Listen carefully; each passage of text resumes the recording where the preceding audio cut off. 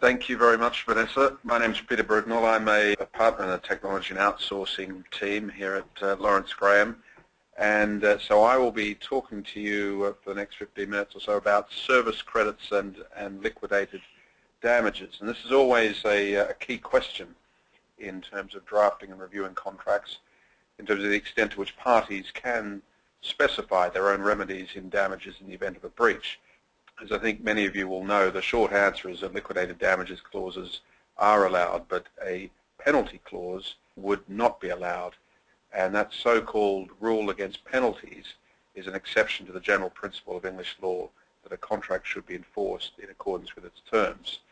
So we'll look at that in a bit more detail now. First of all, what are the advantages of liquidated damages clauses? The agreed remedies should be quicker, simpler and cheaper to enforce. Obviously the parties will have had a chance to discuss what that remedy would be during the negotiation of a contract. So once the breach occurs, the claimant merely has to show that that relevant breach has occurred. There's no need to prove actual loss. Some of the issues that Vanessa was just talking about in terms of remoteness and mitigation become irrelevant, and the amount recoverable is obviously not left for the court to determine because the parties have already agreed it. So it should be easier to get a default or summary judgment when you're talking about a liquidated damages provision. Now, I mentioned a minute ago that the rule against penalties, and these advantages that I've just talked about will all be lost if it does go to a court and the court determines that in fact it's not a legitimate liquidated damages provision, but is in fact a penalty and therefore would be unenforceable.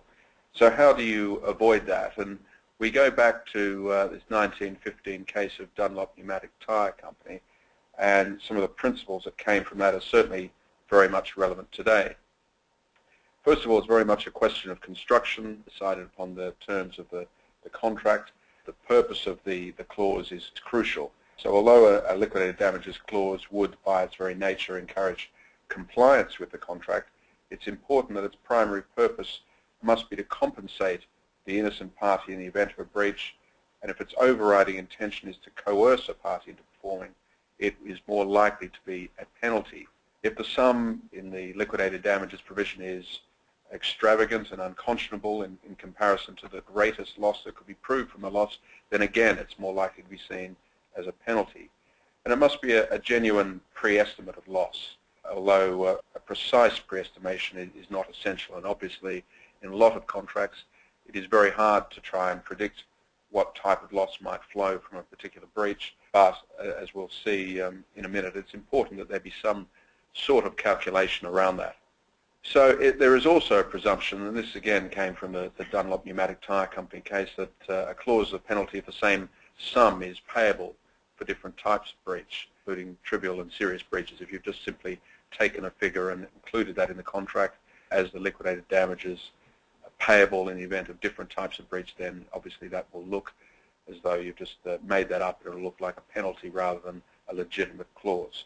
Now, courts are generally reluctant to strike out clauses as being penalty in where there are lawyers present, where there are sophisticated parties negotiating the contract, but there may also be commercial justifications for having liquidated damages clause, and we will see in a 2010 High Court case of Azimuth, Benetti and Healy how the courts have, even where the parties found it difficult to try and come up with a precise figure for a liquidated damages payment, the court will try and find a legitimate reason for upholding the clause if there is a commercial justification for doing so.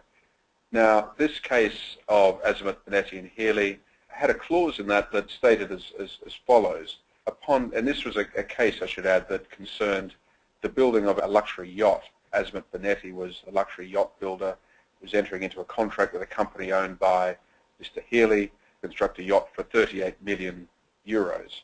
Now, the clause stated that upon lawful termination of the contract by the builder, it will be entitled to retain out of the payments made by the buyer and or recover from their buyer an amount equal to 20% of the contract price by way of liquidated damages as compensation for its estimated losses, including agreed loss of profit, and subject to that retention, the builder will promptly return the balance of sums received from the buyer together with the buyer's supplies if not yet installed in the yacht. And that latter part of the clause is quite critical. So Obviously what happened was the defendant's company defaulted under the agreement. They failed to pay the first agreed 10% installment for the yacht, and the claimant, the yacht builder, terminated the contract and proceeded to make a summary judgment action to claim 20% of the contract price in accordance with that clause. Meanwhile, the defendant argued that the clause was unenforceable as a penalty. Now, in deciding the case, Justice Blair departed from a number of previous cases around this sort of commercial justification test, but did actually uphold the clause. It stated that a clause may be upheld as a liquidated damages provision if it may be commercially justifiable, provided that its dominant purpose is not to deter the other party from the breach. And Justice Blair held this was the case in this instance. The purpose of the clause was evidently to strike a balance between the interests of both parties should the claimant lawfully terminate the contract, and this was evidenced through the fact that the clause also made provision for the offending party to receive the balance of any sums already paid to the injured party, as well as any supplies not used in the construction of the yacht. So in other words, the fact that the builder was prepared to return to the purchaser items that hadn't been used, as well as the balance of any sums paid, highlighted the fact that there was a commercial justification to the provision. So obviously it was also important in this case that both parties were sophisticated parties to the contract. They were both legally represented, and I think, as I said, courts are generally reluctant to find that a clause purporting to be a liquidated damages provision will be a penalty in those circumstances. So let's have a look now at a form, if you like, of liquidated damages commonly used in outsourcing arrangements or technology contracts, known as service credits. Now, the concepts of service credits and liquidated damages are essentially the same. The parties will agree in advance a fixed scale of damages that will apply for a particular service failure instead of arguing over what damages, if any, should be payable at the time the service failure occurs. And the distinction between service credits and liquidated damages is simply that with service credits, the agreed damages are normally paid by way of a reduction in future fees payable, whereas in the case of liquidated damages, they are paid typically by means of a separate payment. Service credits are often capped at an overall percentage of the monthly or annual service charges. It's quite common, certainly in the UK, in outsourcing agreements, for service credits to be capped at around 10 to 15% of the charges that might be payable over a given period of time. And this is quite a useful process, quite a useful clause to have within an outsourcing arrangement in particular. Suppliers will certainly like the fact they will still receive the cash flow benefits of being paid. They're not having to pay out a very large sum, which is often the case where you have a traditional liquidated damages payment. And the purpose of the mechanism isn't really to reduce the charges as a matter of course month after month or become a profit center for the customer, but really instead to focus the supplier's attention on those parts of the service that are most important to the customer and to drive good performance. That, in my view, certainly is the most important component of the service credit regime. Now, the legal status of service credits is often overlooked in terms of the drafting of technology and outsourcing contracts. It's frequently assumed that as service credits provide a pre-specified financial remedy in the event of poor performance, that they're a form of liquidated damages. Now, depending on the drafting of the contract, that may or may not be the case. Quite often it will be the situation that service credits, for example, can be seen as a reduction in charges, and this is a way of giving a certain amount of flexibility over the provisions. In order for service credits to be enforceable by customers, they shouldn't really exceed a reasonable pre-estimate of the customer's likely losses, obviously in the event of poor performance.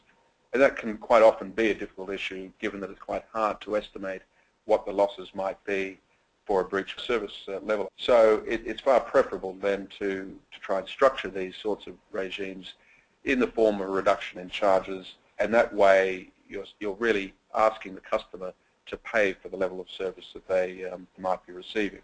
You might also, though, have other provisions in the contract dealing with service level failures, for example, having provisions allowing for early termination in the event of consistently poor performance. So you'd have a termination threshold that might be triggered in the event of, for example, key service levels not being hit over a particular period of time. But again, it is quite difficult to try and determine what that termination threshold might be. So why use service credits? This is, again, very similar to the advantages of liquidated damages provisions that we looked at earlier. It is simply far easier to have a payment made in the event of a service level breach rather than suing for damages every time. Obviously, the costs of litigation are going to be significant. There will be delays, obviously, if you're going through the courts in receiving compensation, the certainty of outcome, and normally when you're going through a formal legal process in terms of recovering damages for service level failures, it's obviously not going to be ideal from the relationship perspective, and particularly in outsourcing or long-term IT services arrangements, the goal of both parties is to maintain the relationship. So service levels and service credit processes typically will assist with having an easy and quick remedy for service level failures. What are some of the issues to consider when drafting service credit regimes? But it's important to try and retain perspective about what the service levels say about the parties' priorities under the contract and the consequences of non-performance. So a number of issues should be considered. First of all, is it intended that service credits be the sole remedy? As Vanessa was saying, damages for breach of contract are meant to put the innocent party in the same position as if the contract were properly performed.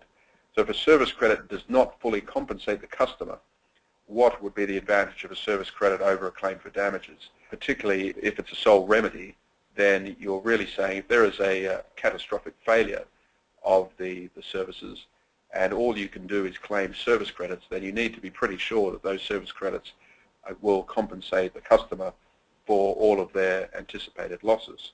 So ideally the contract needs to be structured so that the customer would have a common law right to recover its actual losses in the event that the level of performance falls below the service level and the service credit regime. And from suppliers' perspective, obviously you'll be wanting to argue that service credit should be the sole remedy, but in doing so you may well have to trade, it will be a higher level of service credits payable. So what about, is there an implication that a customer is prepared to accept lower levels of performance? That's another issue to consider. I think by having service credits and service levels, it may well imply that the customer is prepared to accept lower levels of performance, particularly if it's structured along the lines of having a separate payment for lower service levels or performance against lower service levels. Then some suppliers may well say, well, okay, well, we'll perform those services against the lower level of performance and simply be paid at a lower rate.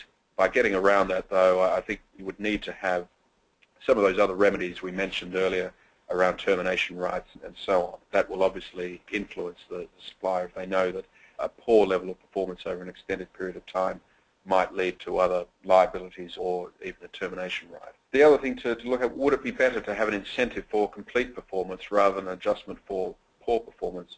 Again, this would avoid the issue of whether the service credit regime would be a penalty or not, and from a relationship management perspective might actually be more successful in achieving the best performance if you're encouraging the service provider to achieve either the appropriate service level or even a better level of service than is set out in the contract. So that is something else to consider.